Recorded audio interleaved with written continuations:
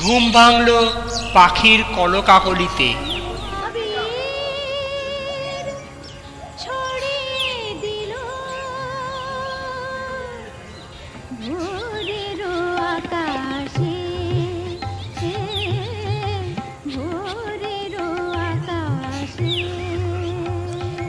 এরকম কিন্তু হট করে পাওয়া যায় না।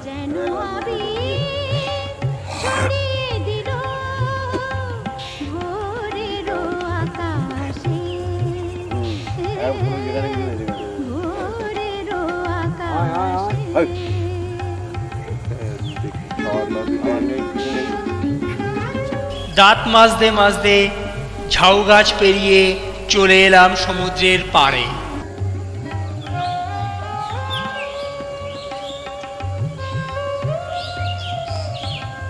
বালুতে এই সব কথা হচ্ছে।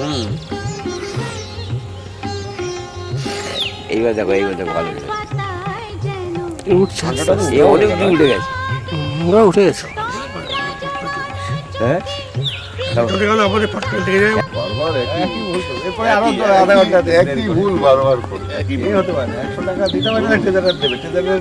এটা পানিশমেন্ট নয়, এটা শুধরে নেওয়ার জন্য।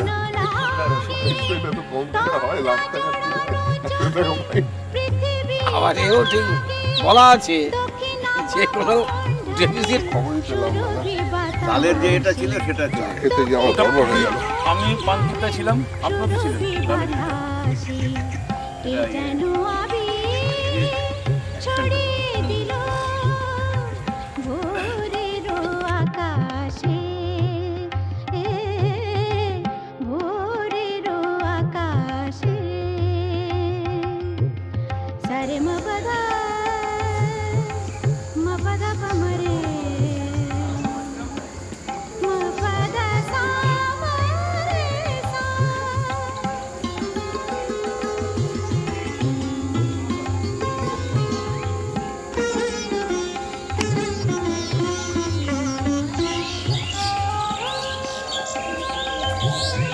শুরু হলো দল বেঁধে মর্নিং ওয়াক।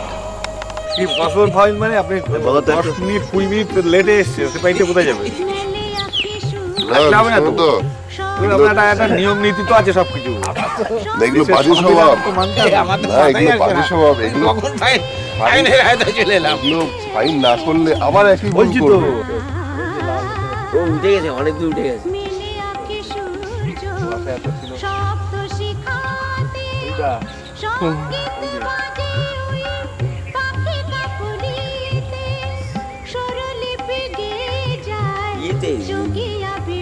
সমুদ্রের সানরাইজটা ইয়ে করা খুব মুশকিল, খুব করে কুয়াশা থাকে তো।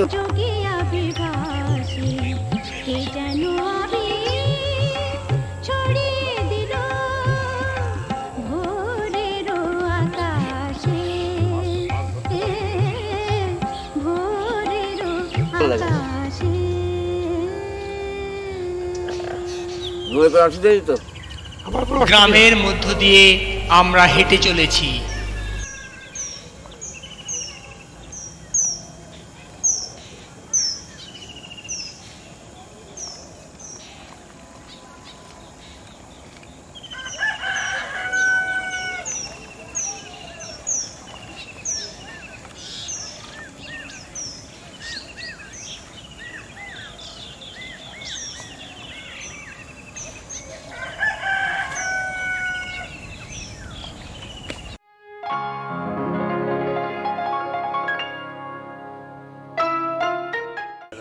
আমাদের সাথে সাথে ঘুরে বেড়াচ্ছে খাওয়ার জন্য। জগাইয়ের মাথায় কি নিয়ে নাও, কোথার দিয়ে আসছে দিদি? পুরো ওই মেন রাস্তা দিয়ে, পুরো ওই মেন রাস্তা দিয়ে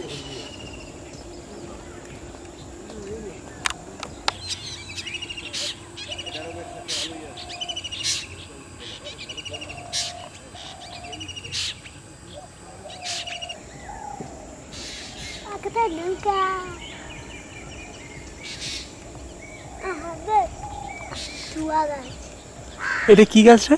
টুয়া গাছ। টুয়া? ও শিমুল, শিমুল গাছ এটা।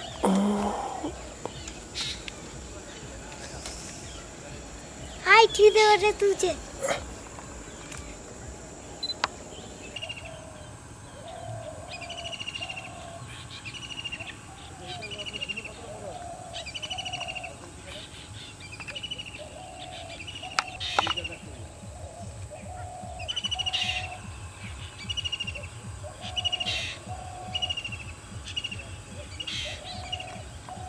Daddy.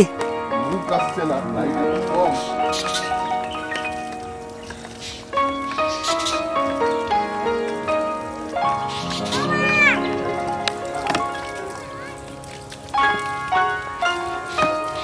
শঙ্করদাই একমাত্র উঠছে, প্রান্তিকদা বোকার মতো খালি খেতেই গেলাম।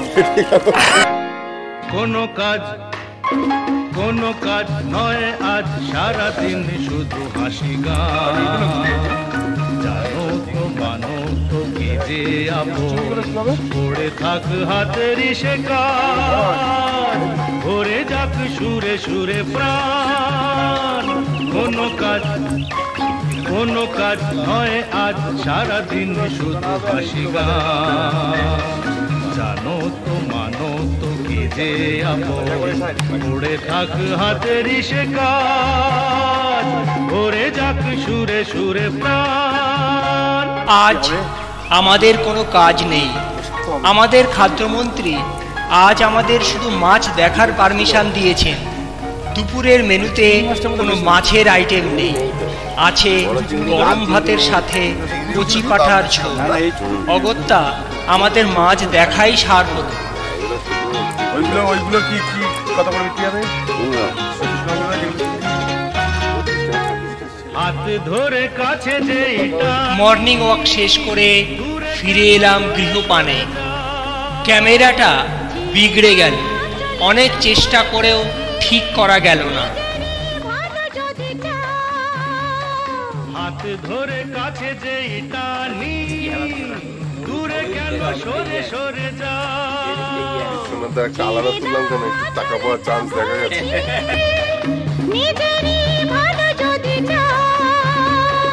যে জোয়ার নদীতে। ব্রেকফাস্ট শেষ করে আবার আমরা গাড়িতে উঠে পড়লাম। কোনো কাজ নয় আজ সারাদিন শুধু হাসি। গাড়ি এসে থামলো কালী মন্দিরের কাছে। স্বনামধন্য সাহিত্যিক ঋষি বঙ্কিমচন্দ্র তার বিখ্যাত উপন্যাস কপালকুণ্ডলাতে যে মন্দিরের কথা উল্লেখ করেছিলেন, সেই মন্দিরটি এখানেই অবস্থিত। তাই স্মৃতির উদ্দেশ্যে তৈরি হয়েছে বঙ্কিমচন্দ্রের মর্মর মূর্তি। পৌঁছে গেলাম কপালকুণ্ডলা মন্দিরের সামনে।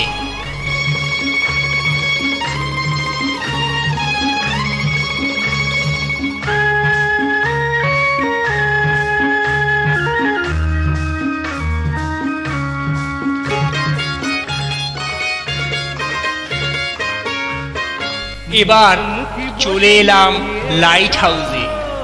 সুসজ্জিত ফুলের বাগানের মধ্যেই এই লাইট হাউসের অবস্থান।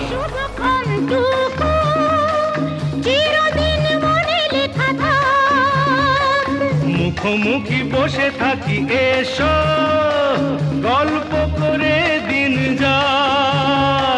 সুখেরই শুভক্ষণ টুকু চিরদিন মনে লেখা থাক। টিকিট কেটে প্রবেশ করলাম লাইট হাউসের ভিতরে। সিঁড়ি দিয়ে উপরে উঠতে গেলে দমের ঘাটতি অনুভূত হয়। পৌঁছে গেলাম লাইট হাউসের ছাদে। লাইট হাউস দেখা শেষ করে আমরা পৌঁছে গেলাম বাকিপুর বন্দরে। সুরে সুরে প্রাণ